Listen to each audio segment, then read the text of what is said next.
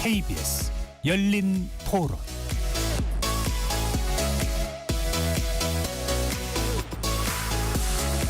안녕하십니까. KBS 열린 토론 배종찬입니다. 2023년 기준 합계 출산율 0.72명, 세계 최저의 출산율을 기록하고 있는 초저출생 국가, 바로 대한민국의 현실인데요.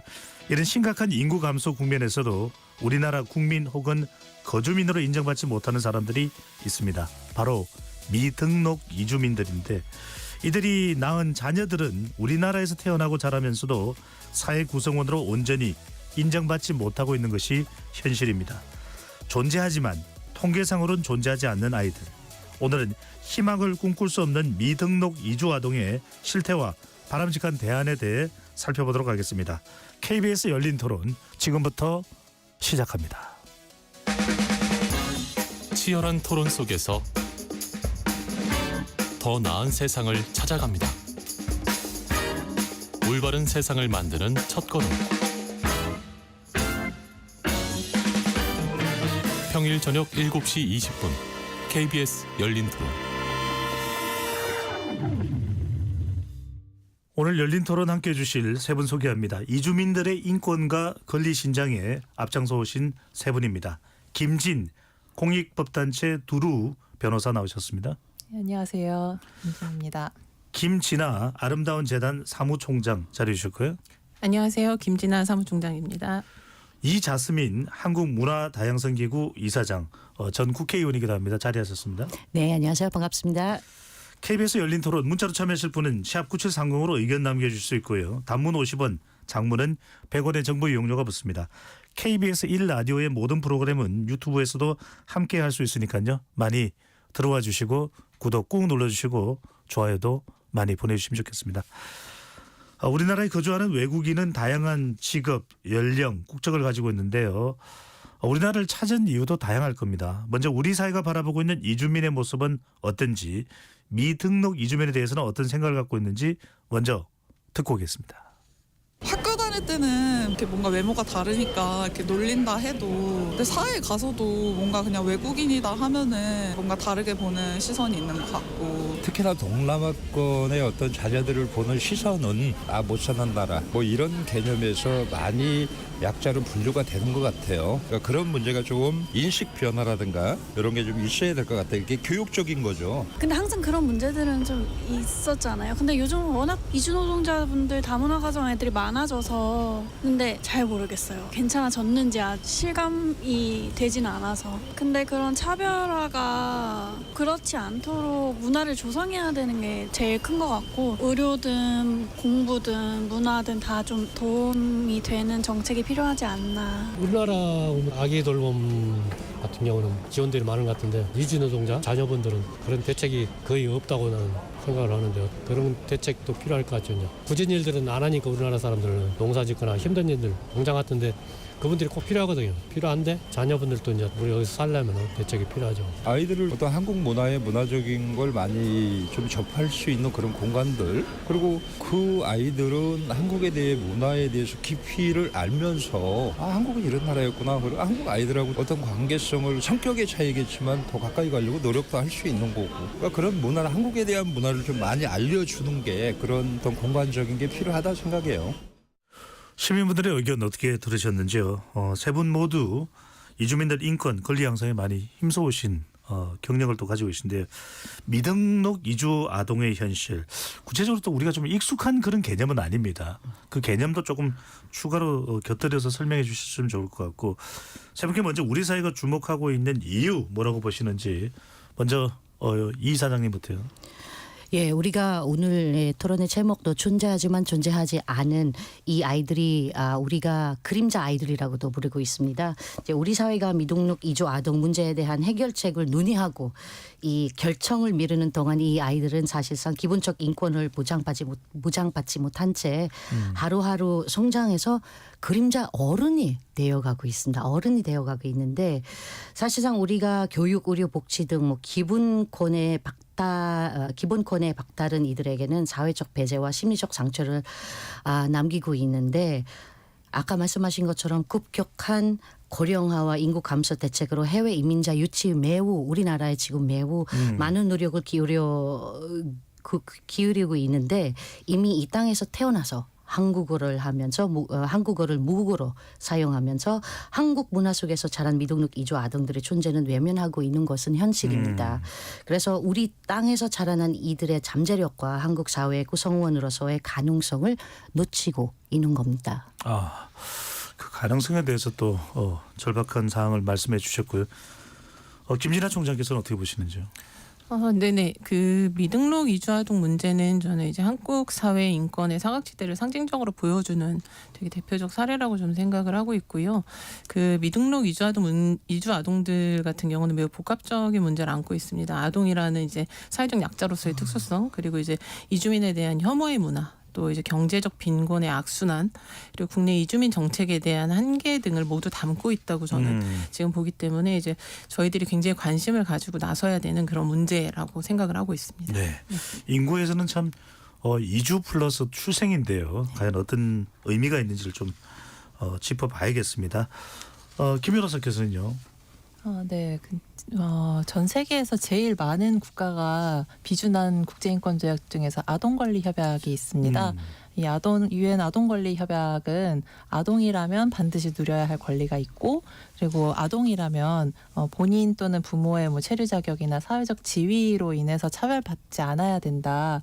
이런 차별금지의 원칙을 굉장히 강조를 하고 있습니다. 그래서 한국도 이제 유엔 아동권리협약의 당사국으로서 이 아동의 권리를 보장할 이런 의무가 있고요. 그리고 대부분 이제 이 미등록 이주아동 같은 경우는 본인의 잘못으로 체류 자격이 없는 게 아니고 본인의 잘못으로 미등록이 된 게 아닙니다. 태어나 보니 미등록인 아이들이 많고, 그리고 살다 보니 부모 등의 이유로, 부모 또는 체류 자격의 이유로 미등록이 된 이런 이유가 많습니다. 그래서 이런 아동의 본인의 잘못도 아닌데 이렇게 권리를 보장받지 못하는 이런 현실에 대해서 저희가 한번 살펴봐야 하는 게 아닌가 하는 생각이 듭니다. 그렇군요. 제도적으로 또 부모가 합법적인 또 거주 상황이 아니기 때문에 자녀까지도 영향을 받는 것인데, 김 변호사께 먼저 좀 이어서 여쭤보겠습니다. 앞서 우리가 오프닝에서도 말씀드렸습니다만 우리나라는 정말 심각한 저출생 국가입니다. 이주민들의 자녀가 우리나라에서 태어났거나 또 아주 어릴 때 우리나라에서 건너와서 살고 있더라도 공식적으로 등록될 수 없는 상황이다. 이유가 뭡니까?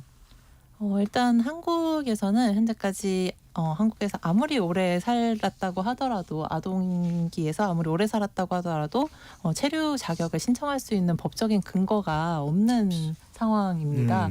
지금 이제 법무부에서 일시적으로 구제 대책을 운용을 하면서 한국에서 어느 한 6년 또는 7년 이상 살게 되는 경우에 체류 자격을 신청할 수 있는 근거가 생기기는 했는데요. 이것도 법무부의 그냥 지침으로서 운영이 되고 있을 뿐이고, 올해 3월까지로 한시적으로만 운영이 되고 있습니다. 그래서 이렇게 법적인 근거가 없고 오래 살더라도 체류 자격을 신청을 할 수가 없기 때문에 그런 이유로 이제 미등록으로 한국에 거주하고 있는 이런 사례가 발견이 되게 됩니다. 그리고 이제 미국 같은 경우에는 미국에서 태어나면 미국 시민권을 얻을 수 있는 일종의 속죄주의지만 우리는 그렇지 못하다는 것인데, 이 의원께서도 이 이사장께서도 또 이주의 경험을 가지고 계시니까 그렇다면은 아이들의 부모가 체류 자격을 얻지 못하거나 미등록 상태인 경우를 이야기하는데 어떤 경우라고 봐야 될까요? 일단은 아까 미국을 계속 말씀을 하셨는데, 미국처럼 거기서 태어나면은 이제 시민권을 얻는데, 그리고 미국처럼 우리나라는 국경을 넘어오는 사람이 없어요. 넘어올 수 있는 사람은 북한 사람들인데, 우리는 법적으로는 그 사람들은 넘어오는 순간에 한국 사람으로 이렇게 법적으로 나와 있습니다. 그래서 우리가 미국처럼 국경에 넘어오는 그런 사람 불법으로 이렇게 넘어올 수 있는 사람이 거의 없다고 보시면 됩니다. 그래서 여기서 들어오는 사람들은 웬만하면은 비자를 얻고 들어오는 경우가 굉장히 많습니다. 우리 공항을 통해서나 우리 배를 타고 비행기를 타고 오든가, 이게 전부 다 출입국 관리를 다 동작시키는데, 일단 기본적으로 보시면은 이렇게 아예 서류나 자료가 없는 그런 사람이 들어오는 사람들을 한해서 없다고 보시면 됩니다. 그래서 그래서 가장 쉽게 비자가 이렇게 만기가 되는 경우가 가장 많죠. 일종의 가장 불법 많은 체류가 이유가 되는군요. 그렇죠. 네. 관광 학업 지역 비자로 입국한 후에 체류 기간이 이렇게 넘긴 사람들은 아니면 고용 허가제로 우리 E9 비자를 가지고 있는 사람들의 계약 만료 후에 뭐 예. 집에 안 들어가거나 들은 사업장이 있다. 우리는 아시다시피 사업장 이동이 굉장히 어려운 상황입니다. 그래서 사업장이 있다를 하거나 아니면은 사실상 열악한 노동 조건 때문에 내가 다른 사업장에 가야 된다라는 그런 경우에 이렇게 문제가 생기는 경우가 있고요. 그리고 뭐 난민 신청하시는 분들께서도 뭐 거부가 된 이후에 문제가 되는 경우, 그리고 가족 관계의 변화, 이게 다문화 가족이 가장 많이 가지고 있습니다. 결혼을 했다가 국적을 얻기 전에 이 부인이 국적 얻기 전에 이혼을 당하거나 아하. 아니면 자별을 당하거나 그 남은 기간이 사실상 그거만의 다문화 가정 이렇게 배우자로서의 가질 수 있는 아니면 한국에서 살 수 있는 그 기간밖에 안 되는 거거든요. 더 이상 내가 연장을 할 수가 없는 상황이기 때문에 그런 환경에서 뭐 예를 들자면 아버지가 돌아가셨고 엄마가 아직까지 외국인 국적을 가지고 한국 국적을 안 가지고 있으면 이 아이가 한국 국적을 가지고 있는데 여기에서도 일어나는 그런 많은 문제가 생깁니다. 아이가 한국 국적인데 엄마가 미등록자인 경우가 굉장히 많습니다. 하하. 아니 근데 김 변호사님 이런 뭐라 그럴까요? 법적인 사각지대라 그럴까요? 좀 공백 지점이 있는데 네. 이런 걸 뭐 보완할 수 있는 그런 어떤 부서 조항 같은 것들은 없습니까? 네, 사실 한국에서 가장 그 외국인에 대해서 구체적으로 다루고 있는 법이 출입국관리법인데요. 예. 이 출입국관리법에는 아동에 대한 조항은 사실은 아동의 구금과 관련된 아동의 이주 구금과 관련된 조항 외에는 구체적으로 아동의 권리에 대해서 명시한 조항은 없습니다. 참 이 문제가 사실은 당사자들한테는 상당히 심각한 문제가 될 수 있습니다. 김 총장님. 네. 지난해 10월 이제 법무부가 발표한 내용에 따르면 미등록 이주 아동이 국내 6,080명으로 집계됐는데 실제로는 집계 안 된 숫자가 상당할 거라는 이야기가 나오거든요. 그런 배경은 뭘까요? 네네, 말씀하신 것처럼 이제 국내 미등록 이주 아동에 대해서 정확한 통계는 없어요. 어디서도 이제 정확한 추산을 하기는 어렵다고 할 수 있고, 법무부가 발표했던 6,080명도 아마 최소치일 확률이 높다라는 얘기들이 굉장히 많습니다. 이제 그리고 이제 여기에다가 또 단기 체류했다가 미등록 신분이 된 아동들은 또 여기 다 포함이 되어 있지 않고 예. 확인이 되기 어렵습니다. 최근에 이제 아까 이제 이 위원장 이 이사님이 말씀하신 것처럼 임신과 출산도 지금 증가하고 있어서 아이들이 계속 늘어나고 있거든요. 그래서 이것까지 고려하면 아동들이 훨씬 수가 많고 증가율도 아마 엄청 날 겁니다. 근데 이제 이주민 단체에서는 그래도 일하는 현장에서는 그 규모를 좀 추산을 해보고 있는데요. 아마 한 2만 명에서 3만 명은 되지 않을까 이런 얘기들을 좀 하고 있는 상태입니다. 네. 네, 등록되지 않았다. 그러니까 뭐 대한민국 국민이든 대한민국 영주권의 형태로든 기록이 안 돼 있다는 건데 김 변호사님. 궁금한 점은 코로나 팬데믹을 기점으로 미등록 이주 아동의 수가 많이 늘었다. 코로나하고 어떤 상관성이 있는 겁니까? 일단 코로나 기간 동안에 본국으로 돌아가고 싶어도 돌아가지 못하는 사람들이 워낙 많았고 그렇기 때문에 한국에서 이렇게 거주를 하다가 체류 자격을 연장하지 못하고 체류 자격을 잃는 그런 분들이 또 많았었던 것 예. 같고요. 이런 배경에서 부모가 체류 자격을 연장하지 못하면 대부분의 경우 아동의 체류 자격은 부모에 수반하기 때문에 체류 자격을 연장하지 못하는 사례가 많이 발견이 되게 됩니다. 김 변호사님, 이런 경우에 분명히 자기의 모국 국적은 있을 거 아닙니까? 그러니까 뭐 인도네시아든 파키스탄이든 이 대사관이나 영사관에서 어떻게 좀 구제나 도움을 줄 수 있는 방법은 없습니까? 거의 없는 걸로 알고 있습니다. 그러니까 돌아간다고 하면 돈이 없어서 내가 항공편을 못 산다고 하면은 거기까지는 도와줄 수 있는 방법이 있는데요. 대사관 쪽에서나 우리나라의 법 관련된 내용은 이렇게 아무것도 할 수가 있는 도와줄 수 있는 방법이 없습니다. 그래서 그 나라에서 등록을 한다고 해서도 우리나라에서 결국은 등록을 되지가 않은 겁니다. 그리고 네. 본국의 국적이 어느 국적인지 확실하지 못한 경우도 있습니다. 그러니까 부모님의 예를 들어서 국적이 다른 경우도 있고요. 예. 그래서 한국에서 이제 외국인 아동 같은 경우는 미등록 아동뿐만이 아니라 외국인 아동 같은 경우는 출생 등록 자체를 한국 안 되니까. 시스템에 하지 못하기 때문에 이런 경우에도 국적이 확인되지 않는 경우도 발생을 하게 됩니다. 김 청장님도 이런 관련된 부분을 상담하면서 네. 좀 이런 사례들 네. 좀 어떤 내용들을 주로 접하게 되시는지요? 뭐 아까 팬데믹 기간 뭐 말씀해 주셨을 때는 이제 경제적인 어려움으로 관련된 뭐 이런 것들도 있고요. 코로나 기간 동안에 왜 그 일자리 잃거나 뭐 수입이 감소하거나 이런 경우들도 많이 있었고 또 이제 정식 비자를 가지고 체류하던 외국인들이 또 결국은 자격 유지에 필요한 그 비용들 이제 비자갱신료 같은 거 그렇죠? 그런 것들 감당하지 못해서 미등록 상태가 되기도 하고 하는 그런 사례들이 굉장히 이제 많이 있습니다. 예. 이 선생님께서는 지금 한국 문화 다양성 기구라는 곳을 또 맡고 계시는데 미등록 이주민으로 살아가기가 참 쉽지 않을 것 같아요. 왜냐하면 일단은 존재가 아무런 기록도 없는 거니까. 그렇죠. 아플 때 병원은 어떻게 갈 수 있는 것이며 네. 또는 행정적인 어떤 계약이 필요할 경우에는 어떻게 할 수 있는 것이며 구체적으로 어떤 어려움을 겪고 있다고 봐야 될까요? 기본적으로 우리가 신분증 없으면 아무것도 못하는 것처럼 이렇게 가장 기본적인 내용입니다. 이주민들이 신분상 제약으로 정당한 권력 계약도 맺지를 못하고요. 임금 체불이나 노동 착취에 무방비로 노출이 돼 있고 산재 발생 시에서 보상받기 어려운 그런 상황이 많습니다. 이제 건강보험 가입이 불가능해서 아픈 경우도 병원 방문을 못하고 임대차 계약도 아까 말씀하신 계약 같은 거는 하지도 못하고 있으니까 열악한 주거 환경에 생활하는 경우가 많고요. 아이들 같은 경우는 교육, 의료, 복지 서비스 접근에 대한 제한이 됐고 보육시설 이용도 어려워서 아이들의 미래까지 이게 아주 불안정한 그런 상태에 놓여 있습니다. 또 단속에 대한 상시적 두려움하고 가족 해체에 대한 불안 속에서 살아가고 있는데 그리고 긴급 상황의 발생 시 누구한테 연락해야 되는지 연락할 방법이 없는 그런 사람들이 그렇게 살고 있다고 보시면 됩니다. 김 변호사님, 이주 아동 이야기를 좀 좁혀서 보면은 아이들이야 이런 상황은 태어나 보니 이제 환경을 맞게 된 것인데 교육 혜택도 있을 테고요. 또 아까 방금 전에 이제 이사장께서 이자스민 이사장이 말씀하셨던 그런 보육 또 어린이집 이런 필요한 기본적인 것들 실제로 또 할 수밖에 없는 해야만 되는 것들을 못하게 되는 부작용이 많지 않을까 싶은 생각이 듭니다. 네. 일단 교육 같은 경우에는 한국에서는 체류 자격이 없다고 하더라도 기초 교육은 받을 수가 있습니다. 초등학교, 중학교, 고등학교까지는 다닐 수가 있고요.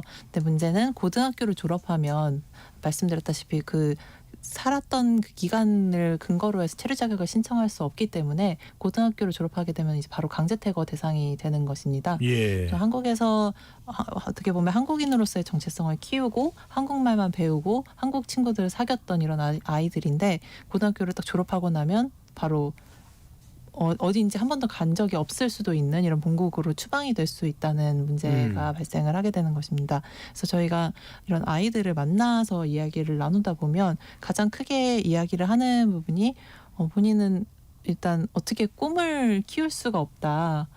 언제 어떻게 될지 모르니까 한국에서의 어떻게 보면 이제 모든 한국 아동 같은 경우에는 뭐 중학교 고등학교를 다니면서 뭐 앞으로 내가 뭐가 되고 싶다, 한국에서 어떻게 살고 싶다, 뭐 예를 들면 어느 대학교에 가서 어떻게 살고 싶다 이런 거를 계획을 하게 되는데 미등록 이주 아동 같은 경우는 그런 계획을 세울 수가 없다는 문제가 발생을 하게 됩니다. 네. 방금 전에 김 변호사님 말씀이 상당히 귀에 쏙 와서 꽂히는 것이 사실상 초중 고등학교 교육을 다 받았다면 한국 사람 아닌가 이런 생각이 들긴 하는데 김 총장님 어쨌거나 간에 아이들이 복지와 교육 혜택을 제대로 누리지 못했다. 네. 방금 전에 이제 김 변호사께서 말씀하셨던 대로 고등학교를 졸업하는 시점이 되면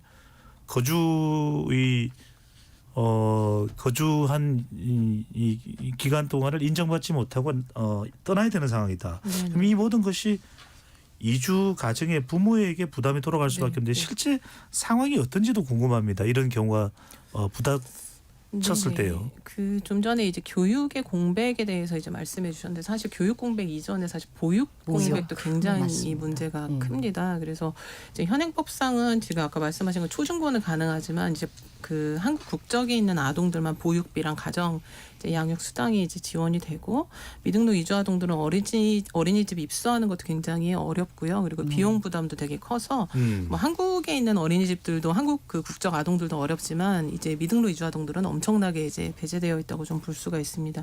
그 2019년에 저희 그 아름다운 재단에서 이 보육 정책과 관련된 연구 조사를 한번 한 적이 있었고요. 네, 이 결과에 따르면 그 미등록 이주 아동 부모가 부담해야 되는 보육비가 이제 내국인 가정의 6배 정도 이제 달하는 게 현실이라고 합니다. 지금 또 다른 통계들도 좀 있는데요. 2022년에 이제 법무부에 등록되어 있는 이주 아동 중에서 어린이집에 다니는 아동들이 한 58%? 이 정도 다닌다고 합니다. 그러니까 미등록은 여기에도 포함이 안 된 거죠. 이렇게 보면 이제 엄청난 아이들이 지금 이 이제 그 보육 사각지대에 있다고 볼 수 있고요. 그 아이 돌봄이 안 되면 일단 경제가 안 되죠. 아이를 볼 수가 없으니까 이제 아이들 때문에 이제 경제 활동이 부모가 불가능해지고 또 이혼 문제라던가 이런 여러 가지 문제들 때문에 경제 상황이 더 악순환이 이제 반복되고 이러한 것들이 굴레를 계속 반복하게 되는 문제들이 있는 것 같습니다. 네. 이사님께서는 실제로 주변에 그런 환경들을 많이 보셨을 것 같아요. 굉장히 많아요. 굉장히 많아요. 이렇게 네. 얘기를 하다 보면은 일단 우선적으로는 자녀의 미래에 대한 지속적인 불안감을 가지고 있잖아요. 우리는 부모로서의 어떻게 해서라도 우리 아이들을 위해 무엇이든지 다 할 수 있는 그런 마음을 가지고 있는 건데 일단은 내 신분 자체가 불안정하기 때문에 아이들에 대한 미래는 생각할 수가 없는 상황이 그런 자기 본인이 부모의 역할에 대한 그 한계를 인한 죄책감이 굉장히 많이 느끼고 있습니다. 그래서 이 안정된 환경을 제공하지 못하는 무력감도 시달리고 있기도 하고요. 그래서 아까 말씀드렸던 것처럼 가장 중요한 거는 내가 정말 낮은 임금의 미등록 노동자에 있으면서 낮은 임금에 정말 긴 시간의 일을 하면서 아이들의 돌봄에 대한 그런 공백도 생겨나기 때문에 그런 어려움을 특히나 엄마 같은 경우는 그런 어려움을 굉장히 많이 호소하고 있습니다. 예. 오늘 우리가 세 분과 이야기를 나누는 것은 바로 이런 존재하지만 존재하지 않는 아이들 미등록 이주 아동이 한국에서 오랜 동안 교육을 받았으면 저출생과 연관했을 때 왜 우리 국민으로 품을 수 없느냐 이런 게 이제 상당히 또 큰 주제로 연결될 수는 있습니다. 이제 그 부분까지 관련지어서 이제 얘기를 나누고 있는데 자 건강도 생각을 안 해볼 수 없습니다. 사각지대이기 때문에 김 총장님 이 이주 아동들의 건강권과 관련해서 이제 실태 조사를 했다고 하는데 2018년 이후 출생한 이주민들의 자녀를 대상으로 조사한 결과를 보면 이제 7세 이하의 아이들이 될 겁니다. 2018년이니까요. 어떻게 나타난 겁니까? 저희가 그 실태조사 결과를 지난 12월에 이제 발표를 했었고요. 예. 이제 이주 아동들을 위해서 저희가 건강권 지원 사업을 진행을 하고 있습니다. 이제 치료비들 이제 지원을 하고 있는 거고요. 이주민 단체들하고 함께 진행을 했는데 이제 비수도권, 그러니까 수도권에 또 밀집되어 있는 또 실태조사가 많기 때문에 비수도권 지역에 있는 가정들 155가정 그리고 171명 아동들을 대상으로 해가지고 저희들이 조사를 했고요. 22개국이 이제 참여를 했었는데 이 결과에서 가장 미등록 아동들의 이제 관련된 건강권과 관련된 제일 큰 문제는 병원비 문제였습니다. 네. 일단 미등록 외국인들한테는 건강보험 적용이 되지 않고요. 그리고 이제 국조 의료 수가까지 적용되다 보니까 치료비가 내국인보다 2-3배 정도 굉장히 비싸게 내야 되는 경우들이 많습니다. 이제 그렇다 보니까 이분들이 이제 적절한 의료 서비스를 거의 받지 못하고 있는 상태가 굉장히 많았고요. 이제 의료기관에서 치료나 검사가 필요하지만 받지 못한 적이 있다라고 답한 비율을 미충족 의료율이라고 하더라고요. 예. 네네. 근데 이제 이 미충족 의료율이 19.3%라고 합니다. 그래서 이게 이제 2021년에 발표된 이제 국내 통계입니다. 이제 국민 건강 통계에 따르면 한국 아동은 2.4%라고 하니까 8배. 예, 굉장히 큰 차이가 나고 있습니다. 그래서 뭐 이것이 이제 이렇게 되는 이유들을 보니까 대부분은 비용, 그다음에 시간을 내기가 어렵고 또 새롭게 제가 또 알게 된 것들이 또 이주민들이 주로 의사소통이 어렵다는 것들도 맞습니다. 굉장히 어렵다고 네. 많이 말씀들을 하시더라고요. 병원에서 이제 의료를 좀 꺼리게 되는 이유들을 맞아요. 그렇게 얘기를 하고 있습니다. 그리고 제가 한 가지 또 되게 놀라기도 한 게 예. 그 우리나라 아동들 요즘에 필수 예방 접종은 거의 100% 하지 않습니까? 그래서 안 하는 친구들이 없고 다 이제 대부분 다 아동들은 다 이제 무료로 받고 뭐 있는데. 장티푸스라든지 이런 걸 말씀하시는 예, 거죠. 맞습니다. 네. 태어나서부터 이제 그 보통 한 주기별로. 12세, 13세까지 다 받게 되는 것들인데 이제 저희 예방 접종률이 한 96.4% 된다고 해요. 근데 이제 이주 아동들의 접종률이 55.2% 정도라고 하는 걸 보니까 절반 정도만 이렇게 지금 건강권이 어느 정도 보호되고 있다고 봐야 될 것 같습니다. 네. 총장님 말씀하신 그 조사 결과를 보면 외래 진료율은 낮은데 응급실 이용률이 높았다. 이건 무슨 의미일까요? 네, 이게 너무 잘 아시겠지만 되게 가슴 아픈 얘기인데요. 그 이주 아동들 외래 진료율이 72.5%고 한국 아동들의 외래 진료 이용률이 94.5%입니다. 그러면 이제 우리나라 아이들은 훨씬 더 외래 진료율이 높잖아요. 근데 역설적으로 이제 미등록 이주 아동들의 응급실 이용률은 24.6%고 한국 아동들은 8.3%입니다. 이제 이 통계가 의미하는 바는 평소 병원을 찾기에는 부담이 크기 때문에 외래는 기피하고 그리고 이 병을 키우다가 중증 상태로 악화된 다음에 가게 되니까 응급실 이용률이 결과적으로 높다라는 게 이제 이번 통계에서 좀 알게 된 결과입니다. 이 선생님 이게 굉장히 이 병원 또 아플 때는 더더군다나 일반적인 경우보다 더 어려운 상태인데 병원비도 많이 들죠. 그렇죠. 또 실제 계속 또 입원해 있다면 그것도 부담이 될 텐데 뭐 맞습니다. 실제 상황은 어떻고 뭐 다른 뭐 구제 방법 이런 게 없는 겁니까? 그게 굉장히 어렵다고 보시면 됩니다. 사실은 미등록 이주 노동자들을 위한 특히나 우리 건강보험을 가입을 하지 못한 그런 분들을 위해 민간보험이 있습니다. 이 예. 단체들을 만드는 보험이 있거든요. 굉장히 낮은 금액으로 받을 수 있는데 문제는 내가 갈 수 있는 병원이 제한이 돼 있습니다.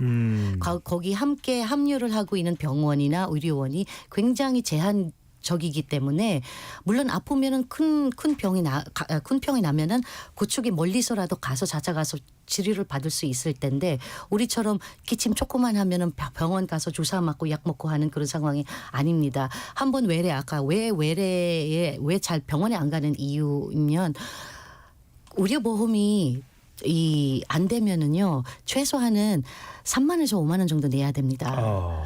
그래서 그 큰 돈을 하고 그리고 약도 사야 되는 그런 상황이고요. 그래서 그리고 동남아시아 대부분 우리나라에서 온 이주 노동자들은 이주민들은 동남아시아에서 왔단 말이에요. 예. 근데 저도 필리핀에서 왔잖아요. 병원을 잘 안 갑니다. 사실 우리나라의 선진국답게 의료 제도가 굉장히 좋기는 한데 예. 다른 나라는 그렇지는 않으니까 병원을 찾아가는 것도 사실 자기 나라에서도 잘 거리는 그런 경우가 많습니다. 왜냐하면 굉장히 비싸기 때문에 의료보험 제도가 없기 때문에 내 민간보험을 들어있지 않은 한은 굉장히 큰 돈을 줘야 되기 때문에 병원을 원래 애쳐서 잘 찾아가지 않은 분들인데 한국에 왔을 때 내 신분에 문제가 있기 때문에 오히려 훨씬 더 거리게 되는 거죠. 비싼 돈을 주고 가야 되는 거고 그리고 아까 말씀하신 것처럼 입원을 하게 되면 아이를 누구 돌봐줄 겁니까? 아니면 그 일을 누가 합니까? 아주 착한 사장님들만 계시면은 그래 아프니까 한 달 동안 쉬어라라고 할 수 있는 그거 할 수는 있어도 예. 본인이 사실은 돈을 벌어야 되는 그런 상황이기 때문에 생계를 유지해야 되기 때문에 굉장히 어렵습니다. 김 변호사님 궁금한 것은 미등록되어 있다 하더라도 존재하는 아이들 아니겠습니까? 그러면 적어도 존재하는 사람에 대해서 건강보험을 가입할 수 있는 방법 또 건강보험료를 내면 되니까요. 가능합니까? 아니면은 그게 어려운 겁니까? 네. 한국에서 이제 건강보험에 대해서 다루는 법이 국민건강보험법인데요. 제목에서도 알다시피 국민건강보험입니다. 국민이 아닌 외국인 같은 경우에는 이제 특별한 경우에만 가입이 가능합니다. 근데 그 특별한 경우는 당연히 체류 자격이 기본으로 되어 있어서 체류 자격이 없는 미등록 이주 아동 같은 경우에는 아예 건강보험 가입 자체가 불가능합니다. 예. 아예 다른 방법도 없고요. 네. 민간보험 외에는. 네, 맞습니다. 아까 잠시 그 필수 예방 접종에 예. 대해서 말씀을 해주셨는데 사실은 미등록 이주 아동이라고 하더라도 필수 예방 접종은 보건소에서는 맞을 수가 있습니다. 아, 보건소에서는 가능한가요? 네, 근데 네. 이제 보건소에서 맞을 수 있다는 것을 모르는 가족들이 워낙 많고, 그리고 그렇지 않으면 이제 병원에서 굉장히 많은 비용을 들이고 네. 접종을 받아야 되는 문제가 있습니다. 아, 미등록된 아동들의 경우에도 이주민의 경우에도 보건소에서는 가능하군요. 네, 보건소에서 무료로 접종이 가능한데요. 아. 사실 그 배경에는 이 아이들이 예방 접종을 받지 못하면 결국은 주변에 어떻게 보면 국가의 건강 자체에 좀 위협이 될 수가 있어서 네. 이러한 근거로 네, 보건소에서는 무료로 접종이 가능합니다. 네. 그 옛날에 어느 순간부터 뉴스에서 되게 크게 나온 게가 있었습니다. 예, 안산 우리나라에서는 결핵은 거의 물론 OECD 국가 중에 최하위 수준이니까 예. 결핵을 굉장히 많이 발생하는 나라인 거거든요. OECD 국가들 중에. 근데 어느 순간부터 어느 정도 결핵 발생률이 굉장히 낮아진 대한민국이 안산 지역에서는 굉장히 많이 높아진 경우가 있었습니다. 한 몇 년 전에. 근데 그게 알아보니까 이제 결핵 예방 접종을 받지 못한 거기서 일단은 이주 아동도 많이 아하. 학교를 다니고 예. 이주 노동자를 굉장히 많이 다니기 때문에 이거 제대로 그 받지를 못하면 치료를 받지 못하면은 아시다시피 결핵은 굉장히 빨리 번진다는 그런 병이기 때문에 그런 문제도 있습니다. 결국은 그렇군요. 우리한테 들어오게 됩니다. 김 총장님, 지금 이사장님께서 우리에게 돌아옵니다라는 이야기를 하셨거든요.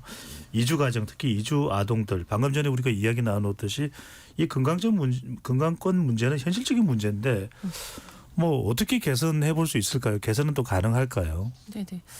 일단은 그 건강보험 제도가 이제 아까 말씀하신 것처럼 사회 구성원들의 건강권 보장을 위해서 만들어진 제도다 보니까 이주민들한테도 이제 포용성 있는 확대가 좀 필요한데요. 이게 사회적 합의가 좀 어려울 것 같습니다. 근데 해외에서는 사실상 여러 국가에서 특히 프랑스 같은 경우는 대표적으로 이제 보통 그 이주민들이더라도 이제 의료 지원을 받을 수 있는 이제 그런 혜택들이 있죠. 이제 그러한 혜택들을 좀 받을 수 있도록 제도적 방안이 필요할 것 같고요. 그리고 아까 그 의료비 그 규모에 대해서 잠깐 말씀을 하셨는데 사실은 이제 외래에서는 3만 원에서 5만 원, 뭐 이렇게 많게는 15만 원 나오는데 사실 굉장히 큰 의료비가 나올 때가 많이 있습니다. 예를 들면 국내에서 이제 출생을 하게 되거나 그러면 이제 신생아 질환 이제 이런 경우들이 있으면 이제 초창기에는 뭐 한 300만 원이면 그 치료를 받을 수 있었는데 이제 그 정도의 비용도 되게 없고 그걸 계속 미루다가 뭐 6천만 원 되고 7천만 원 되고 실제로 이제 그런 사례들이 이번에 저희들이 지원 사업을 하면서 알게 된 사례들도 있고요. 뭐 신생아 중환자실이나 이런 데서 입원을 좀 받게 되면 정말로 병원비가 1억 2억이 나오기도 합니다. 그래서 실질적으로 제도적인 개선도 필요하지만 긴급 지원도 동시에 필요하긴 합니다. 예를 들면 네. 제도적 합의는 아마 시간이 걸릴 거고요. 저희가 아까 밖에 대기실에서도 엄청 도대체 이건 입법이 가능한 건가요? 이런 얘기들을 저희가 막 나눴었는데 사실은 긴급 지원과 그다음에 제도적 지원 이 두 가지를 동시에 같이 투 트랙으로 가지 않으면 이 문제는 저희가 좀 책임지기가 어려운 상황이라고 좀 생각이 됩니다. 김 총장님 한 사례 이야기를 해보겠습니다. 미등록 이주 아동의 실태를 보여주는 대표적인 인물인데요. 얼마 전 산업재 사고로 유명을 달리한 고 강태환 씨 이야기입니다. 이 강태환 씨요. 만 5세 때 어머니를 따라 몽골에서 이주해 왔다고 하는데 어떤 사연이 있는 겁니까? 네, 저도 개인적으로 굉장히 마음이 아프고 아마 이 섹터에서 일을 하시는 모든 분들이 다 제일 가슴 아파하시는 저는 그 사건일 거라고 생각을 하고 있습니다. 이 기사 제목이 제가 머리에서 잊혀지지가 않아가지고 이제 오늘 좀 얘기를 드리고 싶은데 그 제목이 내 나라로 믿고 살아온 지 23년 돌아오기 위해 순수한 외국인이 되었다라는 제목이에요. 이제 우리나라에서 5살 때부터 이제 살았고 초중고 다 졸업을 하고 이제 군포에서 생활을 했었거든요. 네. 그렇지만은 어쨌든 졸업을 하고 나니까 결국은 그 상태가 계속 미등록 상태였고, 근데 이제 최근에 그 법무부에서 한시적으로 미등록 이주아동 구제 대책을 통해서 잠깐 재입국 기에 출국했다가 다시 재입국을 하면 비자를 줄게라는 그 시기에 그것들을 활용해서 나갔다가 다시 들어왔는데 한국에 와서 또 결국은 김제에 있는 한 회사 연구원으로 입사를 해서 잘 활동을 하다가 정식 입사하고 8개월 만에 결국은 그 중대재해로 사망을 하게 된 굉장히 가슴 아픈 사례가 바로 이제 고 강태환 씨의 사례입니다. 네. 한국에서 산 횟수가 몇 년이었다고요? 23년. 네. 23년을 23년. 살았고요. 예. 네. 김 변호사님, 이주 아동들 크면 또 이제 이주 어른이 되는 건데 제도권에 들어올 수 없게 만드는 장벽 뭐 어떤 거라고 봐야 될까요? 네, 말씀드렸다시피 체류권인 것이라고 할 수 있을 것 같습니다.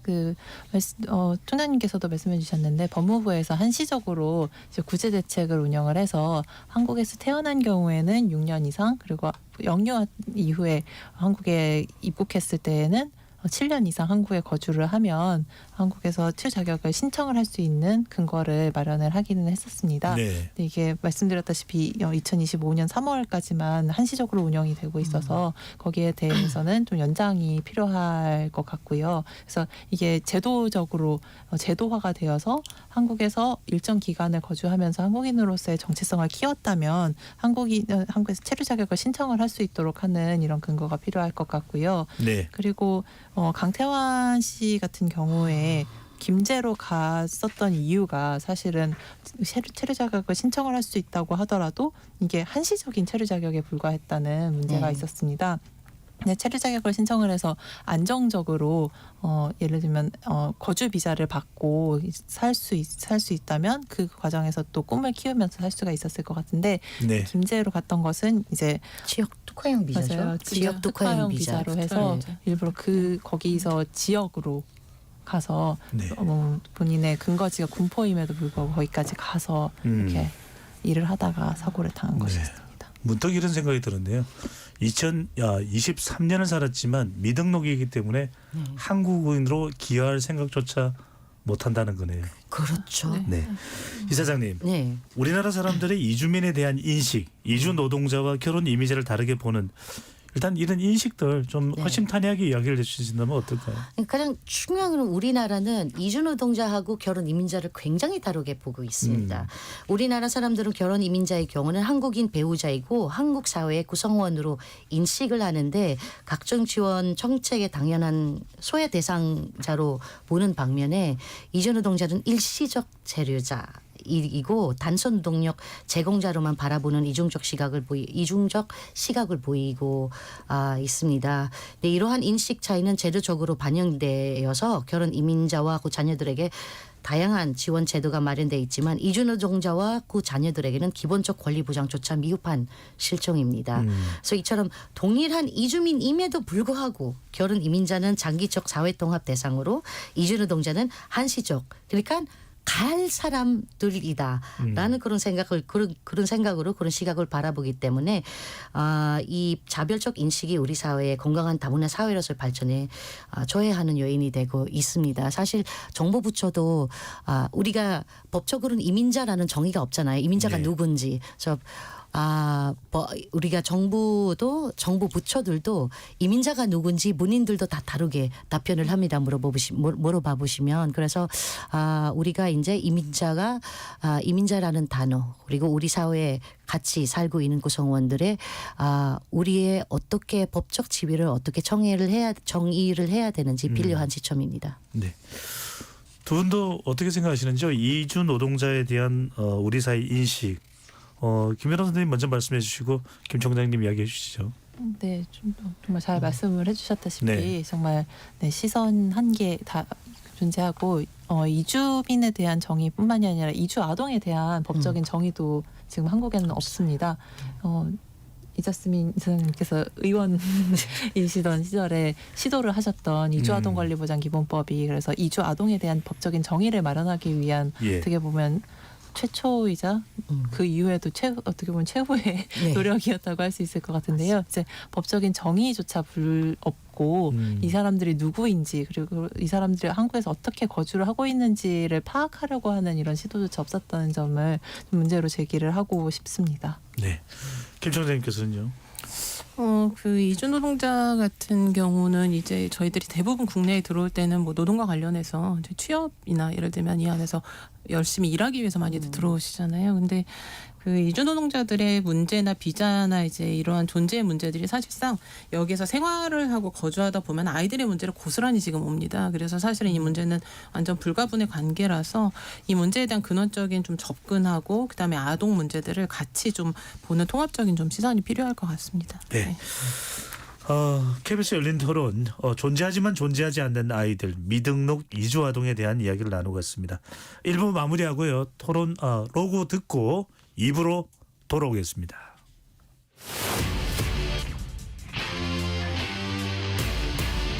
토론에 정답은 없습니다. 토론이 세상을 바꿀 수도 없습니다. 하지만 질문은 새로운 세상을 만들 수 있습니다. 질문으로 올바른 세상을 만드는 첫걸음, KBS 열린 토론.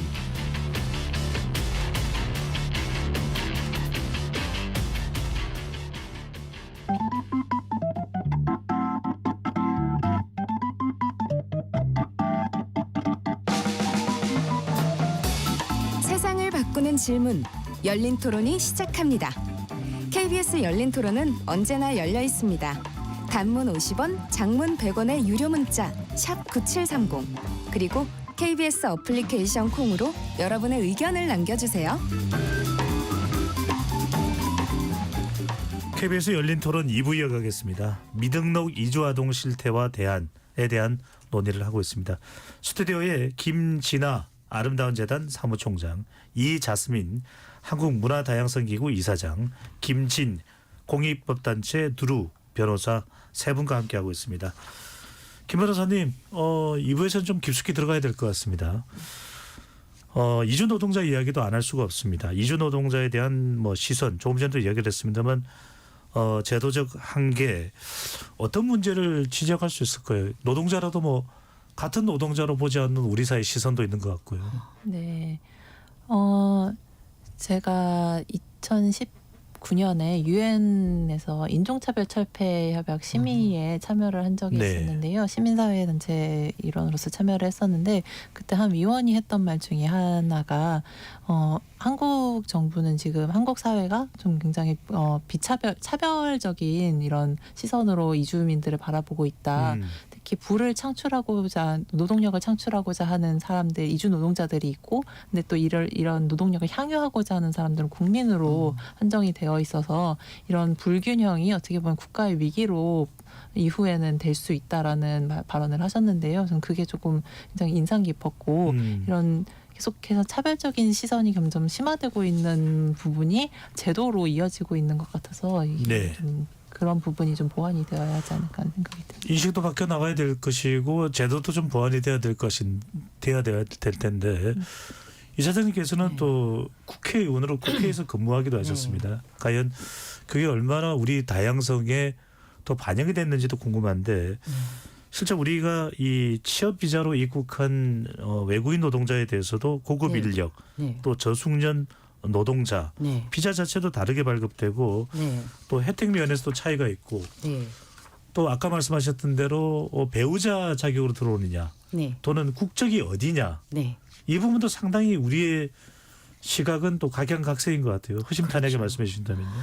아마 우리나라 같은 경우는 들어오시는 이주민들이 대부분 이제 아시아, 동남아시아 출신이 80, 90% 정도 이렇게 나온다고 하면은 중국을 빼서 이거 같이 포함을 해서 아시아 국가에서 왔는데 우리는 항상 옛날부터 많이 들었던 게 있잖아요. 백인들에서 바라보는 인식하고 이렇게 동남아시아에서 왔던 사람들의 바라보는 그 인식들이 굉장히 다르다고 하잖아요. 이제 이주민들을 붙잡고 물어보시면 사실상으로는 뭐가 가장 어려워요? 일은 당연히 어디 가도 어려워요. 모든 게 다 어려워. 언어도 다 적응이 안 돼서 어렵지만 사람들이 보는 시선이 너무 힘듭니다. 라고 말씀하시는 경우가 굉장히 많습니다.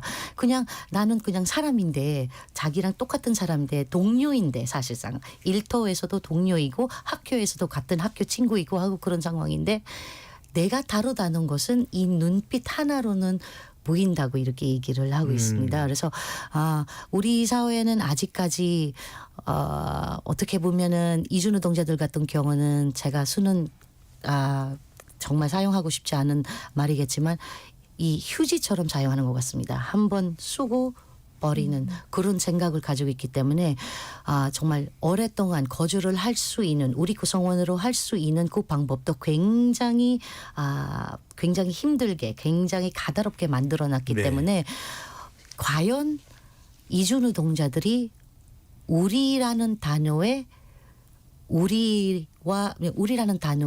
들어갈 수가 있을까라는 생각을 많이 생각을 했었거든요.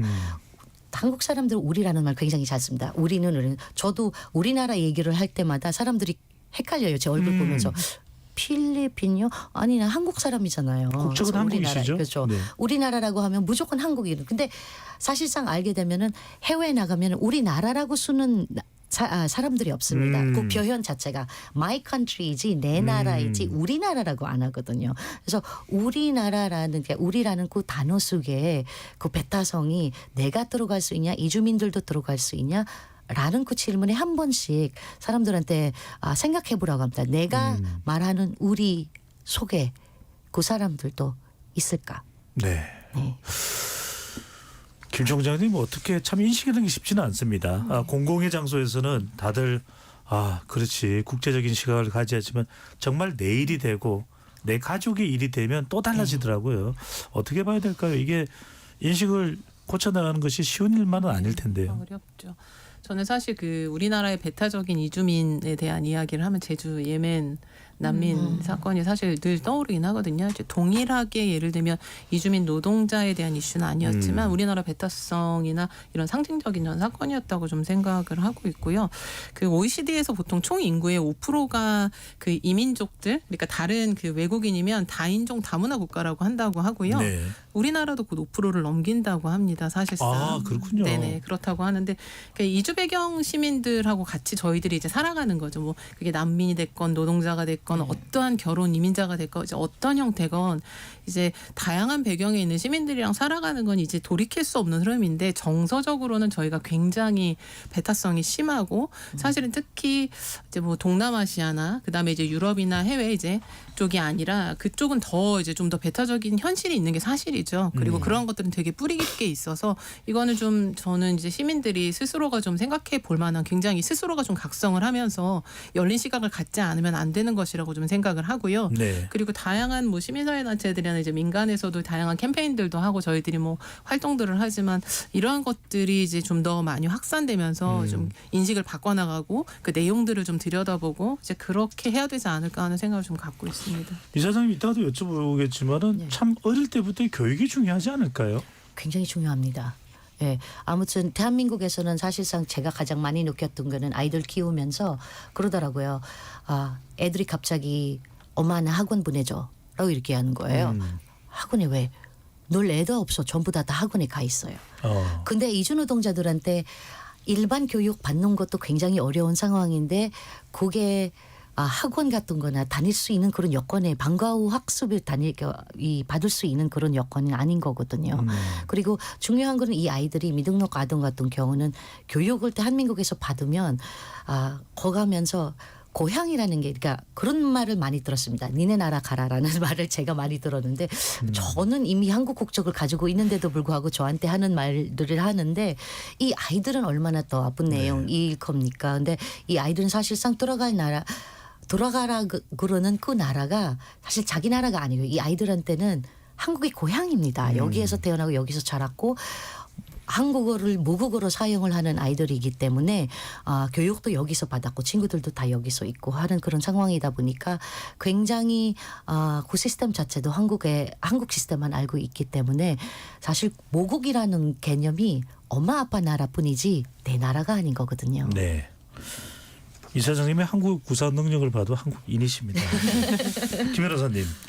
저숙련 노동자들 같은 경우에는 이제 가족들도 있을 겁니다. 이제 가족들이 모국에 있을 수도 있고 이 체류 절차가 상당히 까다롭다 그러는데 취업도 어렵고 가족들에게 비자가 그러면 발급된다 하더라도 뭐 취업도 못하고 어떤 교육 관계도 개선이 안 되면 미등록 이주민들하고 별 차이가 없다고 봐야 되나요? 그래도 가족 비자를 받으면 뭔가 좀 다른 겁니까? 그래도 합법적인 체류 자격이 있다면 일단 예. 단속의 위험에선 벗어나고 그리고 구금이나 아니면 추방될 위험은 없다라는 점에서는 굉장히 크게 또 다르다고 할 수 있을 것 같습니다. 다만 처우와 관련해서는 말씀하셨다시피 취업도 어렵고 특히 복지와 관련해서는 아동들 같은 경우에도 아동수당이나 양육수당을 신청을 할 수가 없어서 실제로 한국에서 거주하는 데에는 또 굉장한 어려움을 겪고 있다는 점에서는 미등록 이주 아동 또는 미등록 이주민과 큰 차이가 없다고 할 수도 있을 것 같습니다. 네. 법과 제도와 관련된 부분 조금 김 변호사께 더 여쭤보겠습니다. 미등록 이주 아동의 경우에는 아까 이제 우리가 이야기하던 도중에도 나왔습니다만 한시적으로나마 체류 자격을 부여하는 제도 시행 중인데 곧 끝난다는 말씀도 하시긴 했는데 어떤 네. 제도입니까? 어떤 내용입니까? 이게 법무부에서 지침으로 지금 하고 있는 제도인데요. 정확한 명칭은 그 장기 체류 이주 아동의 교육권 보장을 위한 지침이라고 입니다. 이게 원래는 한국에서는 이제 아무리 오래 거주를 해도 체류 자격을 신청할 수 있는 이런 근거가 없었는데 사실상 어떻게 보면 법무부가 처음으로 시도한 이런 대책이라고 할 수 있을 것 같습니다. 네. 이전엔 이런 배경에는 뭐 유엔 아동권리위원회 등 국제사회에서도 계속해서 한국 정부에 이런 제도가 필요하다, 제도화가 필요하다라는 주장을 계속했었고 국가인권위원회도 2021년에 한국에서 장기 체류한 이주아동에게 미등록 이주아동에게는 체류 자격을 부여할 수 있어야 한다라는 권고를 내리기도 해서 이런 국제사회와 국가인권위원회 등의 권고에 의해서 한국 정부가 제도를 마련을 하고 운영을 한 것인데요. 그래서 지금 현재 운영되고 있는 제도 같은 경우에는 한국에서 태어났거나 영유아 시기에 한국에 입국했을 때는 6년, 그리고 그 초등학교 이후에 7세 이후에 입국했을 때는요. 이제 7년을 한국에서 거주하게 되면 체류 자격을 신청할 수 있는 근거를 마련을 한 것입니다. 얼마 동안 체류할 수 있다는 겁니까? 체류 자격을 신청을 할 수 있는 것이라서요. 뭐 예를 들면 학교를 다니고 있는 중에는 유학 비자를 신청을 할 수 있는 것이고 그 이후에는 뭐 예를 들면 대학에 갈 수 있다고 하면 대학을 가는 동안에 체류 자격을 신청을 또 부여를 할 수 있고 만약에 이후에 취업을 하게 되면 또 취업 비자를 신청을 할 수 있는 것입니다. 김 변호사님, 아까 김진아 사무총장께서 말씀하셨던 안타까운 고인이 된 몽골 출신의 이 강태환 씨의 경우에는 네. 23년을 한국에서 살았습니다. 네. 한국인과 소통하는데 전혀 문제가 없을 테고요. 네. 애국가 다 부를 수 있을 테고요. 한국인으로 인정해 줄 수 있는 대한민국 국민을 부여할 수 있는 방법은 없습니까? 네, 그 경태환 씨 사실 저는 그 장례식에도 갔었는데 네. 거기서 오신 분들을 보면 뭐 예를 들면 그 강태환님과 함께 지냈던 친구들이나 고등학교 친구들도 있었고 뭐 일을 하면서 만났던 분들도 있어서 다 어떻게 보면 흔히 얘기하는 한국인들과 이렇게 함께 한국인으로서의 정체성을 키우면서 살아갈 수 있었던 것을 볼 수 있었는데요. 그러니까 지금 한국에서 예를 들면 그 국적을 신청을 해서 귀화를 할 수 있기 위해서는 아마 이재수님도 더 잘 아시겠지만 일단 최근에는 이제 영주권을 먼저 신청을 해야 합니다. 그래서 영주권을 신청하기 위해서는 또 일정 기간 한국에서 거주를 하고 그리고 소득 조건도 있고요. 그래서 한국에서 그 본인의 이 통장에 일정 금액 이상의 돈을 가지고 있어야 신청을 할 수가 있습니다. 네. 그리고 그 이후에 취업을 하기 위해서 비자를 얻기 위해서도 지금 이런 이주아동들이 신청할 수 있는 취업 비자가 한국에서 어떻게 보면 전문직 이상의 이런 전문직 이상의 교육을 받았거나 아니면 일정인 소득을 가져야 이 비자를 신청을 할 수가 있는데요. 사실 고등학교를 졸업한 이런 사람들이 바로 이런 양질 어떻게 보면 양질의 취업 자리에 취업을 할 수가 없는 경우가 굉장히 많기 때문에 뭐 예를 들면 연봉 몇 천만 원 이상을 받거나 이럴 수 있는 경우가 굉장히 드물기 때문에 사실상 어떻게 보면 바로 대학을 가서 대학 교육을 받아야만 하는 그런 상황도 발생을 하게 됩니다. 그렇군요. 쉽지 않은 네. 과정이다라는 말씀 주셨는데 김 총장님 방금 전에 이제 김진 변호사 설명해 주신 미등록 이주아동의 한시적인 체류 자격 부여 제도에도 불구하고 이 제도로 등록된 아동은 지난해 8월 기준 962명, 확인되지 않은 미등록 이주 아동은 2만 명이 넘는다 이런 추정도 나오는데 혜택을 받는 숫자가 이렇게 적을 수밖에 없는 이유는 있을까요? 이유는 무엇 때문일까요? 지금 굉장히 어려운 과정의 비자를 그 변호사님이 쭉 설명해 주신 것처럼 허들이 있고 또 허들이 있고 허들이 있는 그런 한시적인 대책을 계속 제공하는 거죠. 예를 들면 뭐 하나를 하고 나면 그 다음에는 또 다음에 체류 자격을 부여받는다고 해도 고교 졸업 후에는 이제 또 문제가 생기고 다시 대학을 또 가야 되고 임시 체류 자격을 또 부여받는다고 해도 한계가 있고 하는 불안정한 상황들이 계속 반복되기 때문인 것 같고요. 그래서 지금 이제 저희가 밖에서 계속 계속 얘기한 3월 이후에 이 체류 제도는 상시 체류 제도가 될 것인가 아니면 또 다른 임시가 또 새로운 허들이 생길 것인가 이런 이야기들을 나눴는데 이제 근본적으로 지금 이 미등록 이주 아동과 관련된 문제들 이걸 해결하기 위해서 계속 법원부에서 제시하고 있는 그 정책들이 계속 한시적이면서 되게 부분적인 대책들을 계속 내놓고 있기 때문에 이러한 부분들은 어쨌든 이주 아동들이 근본적으로 자기들의 이제 처우가 체류가 달라지지 않기 때문에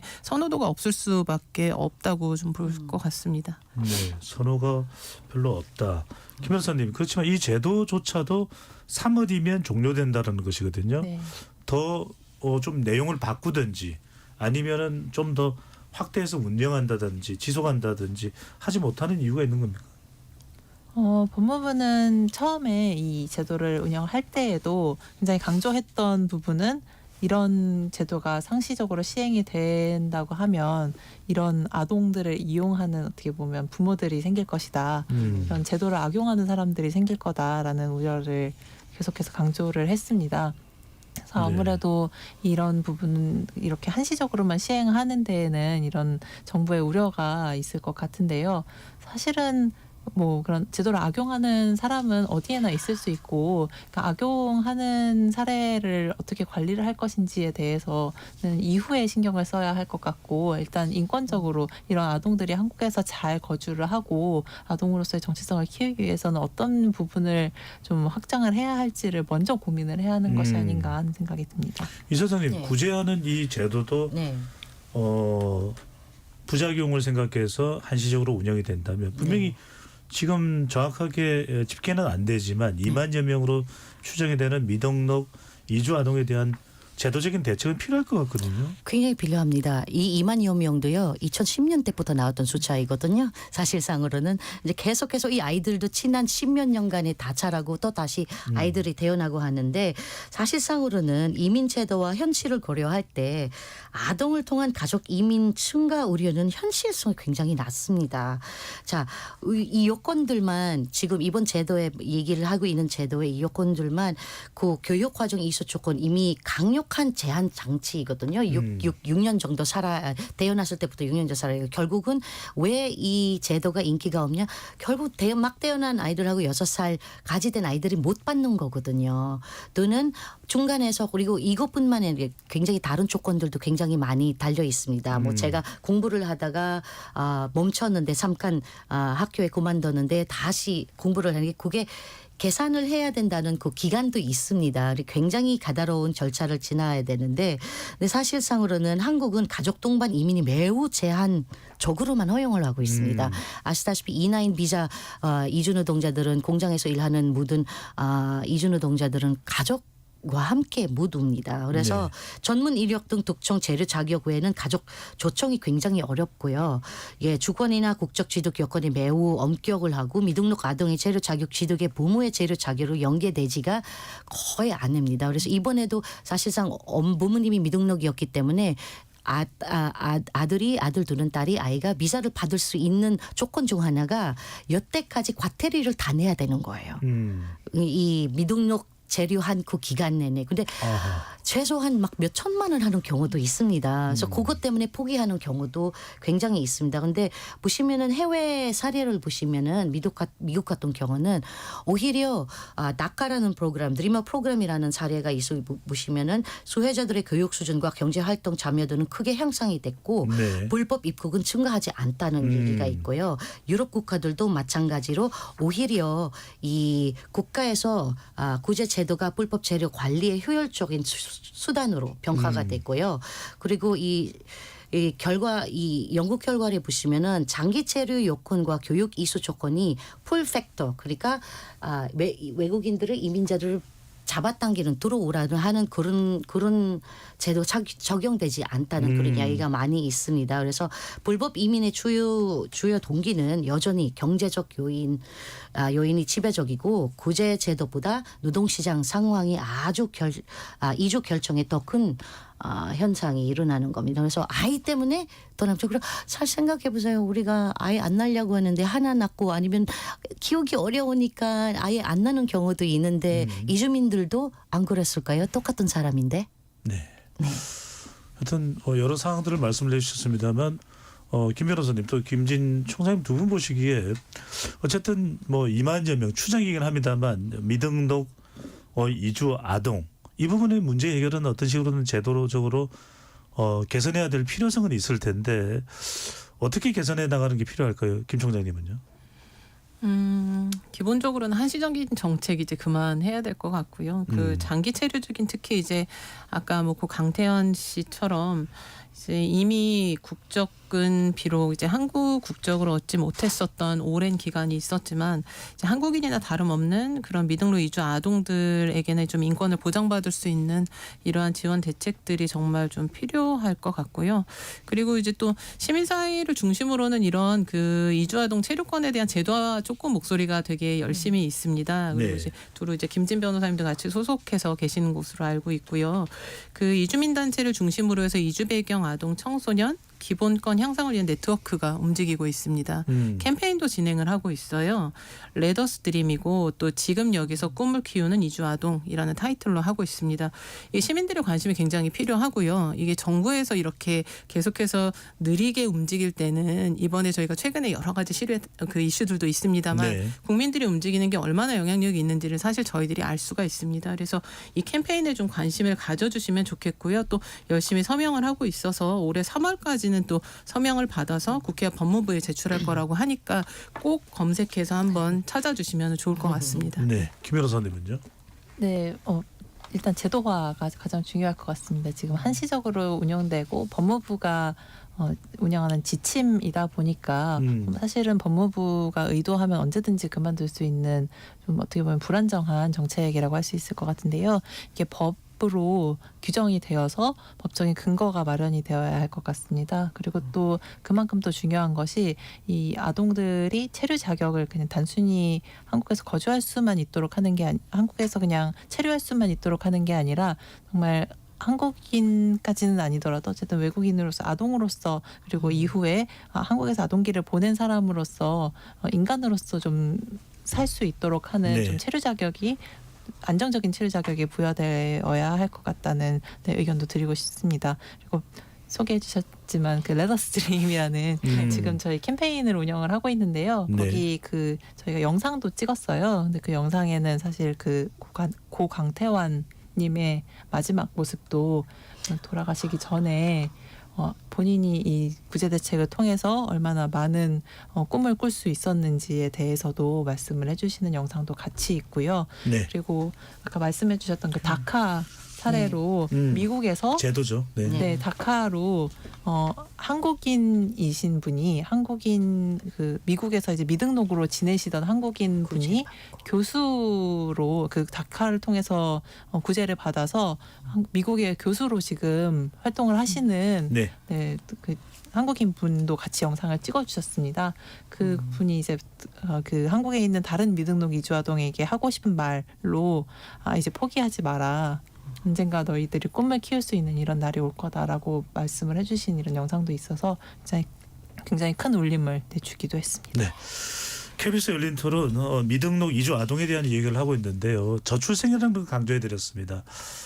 23년간을 살았던 이주 아동 커서 이제 어른이 됐는데 한국인으로 받아들일 수 있는 고민을 왜 해볼 수는 없을까라는 이야기도 전해드렸습니다. 우리 국민들 또 청취자분들 생각은 다 다를 수 있습니다.